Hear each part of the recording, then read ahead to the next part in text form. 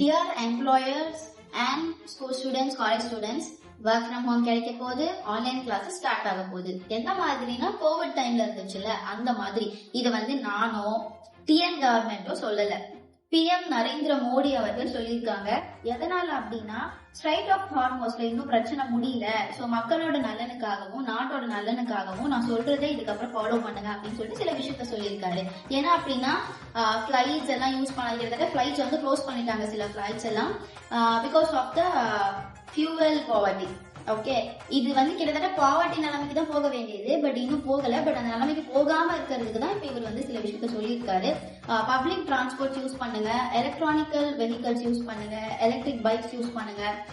அதுக்கப்புறம் schools colleges எல்லாம் டைரக்டா வர சொல்லாதீங்க, அவங்களுக்கு ஒர்க் ஃப்ரம் ஹோம் கொடுங்க. இது எல்லாமே அவர் தான் சொல்லியிருக்காரு. பிகாஸ் நம்ம போற பப்ளிக் டிரான்ஸ்போர்ட்ல கொஞ்சமா செலவாகும், எல்லாருக்கும் சேர்த்து ஒரு விஷயத்த நம்ம யூஸ் பண்றோம். ஆனா பர்சனல் டிரான்ஸ்போர்ட்ல நமக்காக மட்டுமே ஒரு 2 liters of petrol, 5 liters of petrol, tank full of petrol use பண்ணோம்னா அது இன்னும் கொஞ்சம் குறைஞ்சிட்டே வரும். அதனால அந்த விஷயம் சொல்லியிருக்காரு.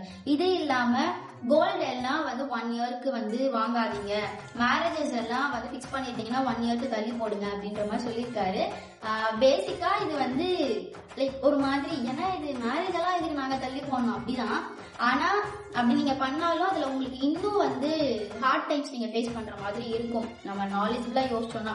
பிகாஸ் அந்த மேரேஜ்க்கு தேவைப்படுறது கோல்டு, சமைக்கிறதுக்கு தேவையான அந்த ஃபியூவல்ஸ், பப்ளிக் டிரான்ஸ்போர்ட்ல வரவங்களுக்கான அந்த கெரோசின்ஸ், பெட்ரோல்ஸ், இது எல்லாமே நமக்கு தேவை. அது இல்லைன்னா இது ப்ராப்பரா ஸ்மூத்தா ரன் ஆகாது. ஸோ அதுக்காக தான் அந்த விஷயம் சொல்லியிருக்காங்க. அண்ட் இது எல்லாமே சில பேர் என்ன யோசிப்பாங்க அப்படின்னா, ஏதோ மோடி அவர்கள் அவரோட வீட்டுக்குள்ள kerosene, petrol, fuel and all other items எல்லாத்தையும் வச்சுக்கிட்டு கிடையாது, நீங்க 1 இயர்க்கு எல்லாத்தையும் தள்ளி போடுங்க அப்படின்னு சொல்றதுனால நிறைய பேர் யோசிச்சு நிறைய பேர் கமெண்ட் பண்ணுவீங்க. பட் இதை நம்ம தான் கொஞ்சமாச்சும் சென்ஸோட யோசிக்கணும். என்ன அப்படின்னா அது எதுவுமே அவர்கிட்ட இல்ல, ஸ்ட்ரைட் ஆஃப் ஹார்மோஸோட பிரச்சனையினால ஸ்ட்ரைட் ஆஃப் ஹார்மோஸ்க்கு முன்னாடி இருக்கு. அதை தாண்டி வரணும்னா ட்ரம்ப் அவர்கள் இந்த பிரச்சனையை முடிக்கணும். கண்டிப்பா இது எல்லாமே ஒரு நார்மலான ஸ்மூத்தான ஒரு டேஸா மாற ஆரம்பிக்கும். எங்க பிரச்சனை என்னன்னு தெரிஞ்சுக்கிட்டு அதுக்கு ஏத்த மாதிரி நம்ம டிராவல் பண்ணோம்னா நமக்கு தான் நல்லது.